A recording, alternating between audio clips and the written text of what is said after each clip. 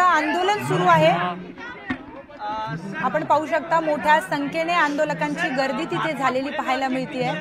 महात्मा फुले चित्रपटाच्या मुद्द्यावरून हे आंदोलन आहे आणि प्रकाश आंबेडकर यांचं हे आंदोलन मोठ्या संख्येने इथे आंदोलकांची गर्दी दिसून येते। पुण्यात प्रकाश आंबेडकर यांचं याच संदर्भात आंदोलन सुरू आहे। महात्मा फुले यांच्या जीवनावर आधारित चित्रपटाची तारीख पुढे ढकलल्यानंतर आता पुण्यात वंचित बहुजन आघाडी आक्रमक झाली आहे।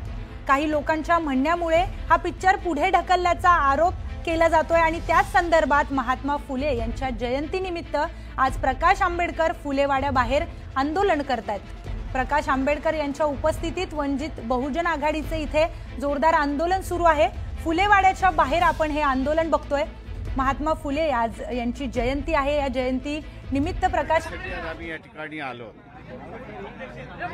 आणि आजही आपल्याला असं दिसतंय की महात्मा फुले असतील किंवा सावित्रीबाई असतील यांचं जे कार्य आहे त्या कार्याला विरोध करणाऱ्या शक्ती आजही त्या ठिकाणी अस्तित्वात आहेत। त्यांचं कार्य 150 वर्षापेक्षा अधिक झालेलं असतानाही 150 वर्ष झाल्यानंतरही त्यांनी सुरुवात केलेलं कार्य सर्व समाजामध्ये स्वीकारल्या जाते असं दिसत नाहीये। तर अजूनही काही वर्ग असा आहे, काही समूह असे आहेत की त्यांना महात्मा ज्योतिबा फुले सावित्रीबाई फुले यांनी सुरुवात केलेली क्रांती ही अजूनही त्यांच्यामध्ये झळझळते, विरोध चाललेला आहे। आणि दुसऱ्या बाजूस लोकांचा असणारा त्यांच्याबद्दलचा आदर हा नुसता महाराष्ट्रात नाही तर देशभर सुद्धा चाललेला अशी असणारी परिस्थिती आहे। त्यांची क्रांती ही महत्त्वपूर्ण आहे असं मी या ठिकाणी मानतो। देश घडवणारी क्रांती आहे आणि म्हणून सर्वच त्याला असणारं अभिवादन करण्यासाठी आज आम्ही या ठिकाणी आलेलो आहोत। सर, आंदोलन पण करताय, जो चित्रपट महात्मा फुलेंच्या जीवनावर येणार होता आज खरं तर तो रिलीज होणार होता कारण आज जयंती आहे त्यांची 198वी, पण तो काही संघटनांनी विरोध केला। आता तो चित्रपट 15 दिवसानंतर प्रदर्शित केला जातोय। ते त्याच्यामध्ये सेन्सर बोर्डाने काही वाक्य, काही शब्द आणि काही सीन यांना असणारा विरोध दर्शविलेला आहे।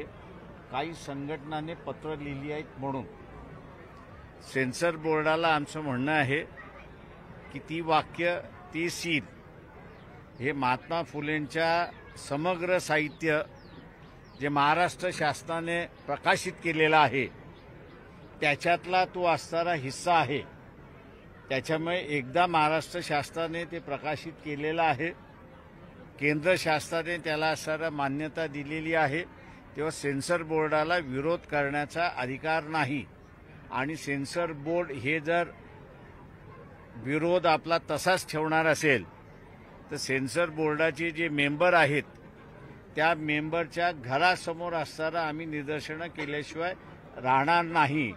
याचं कारण की त्यांची विचारसरणी चालणार नाही, तर शासनाने मान्यता केलेली विचारसरणी आहे तीच या देशामध्ये राबवल्या जाईल।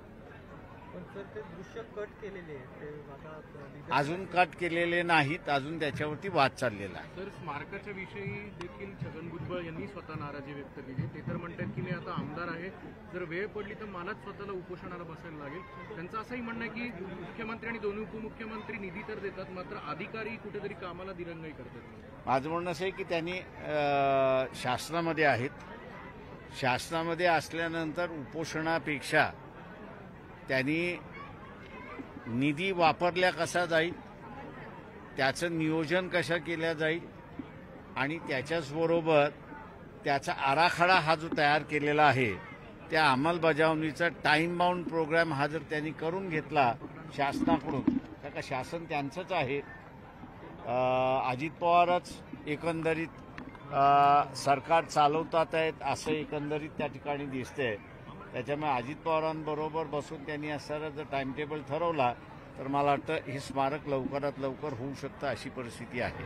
गेल्या काही दिवसांपासून आपण जर बघितलं तर महापुरुषांबद्दल बेताल वक्तव्य करणाऱ्यांची संख्या वाढलेली दिसते. मग कोरटकर त्याचं जिवंत आणि मूर्तिमंत उदाहरण आहे. पण याच संदर्भात काही नवीन कायदा करण्याच्या देखील चर्चा आता सुरू आहेत की महापुरुषांबद्दल आक्षेपार्ह विधान केलं तर त्याबद्दल कडक आणि कठोर शासन होईल. नाही, शासनाने कायदा करावा त्याचं सगळेजण स्वागत करतील.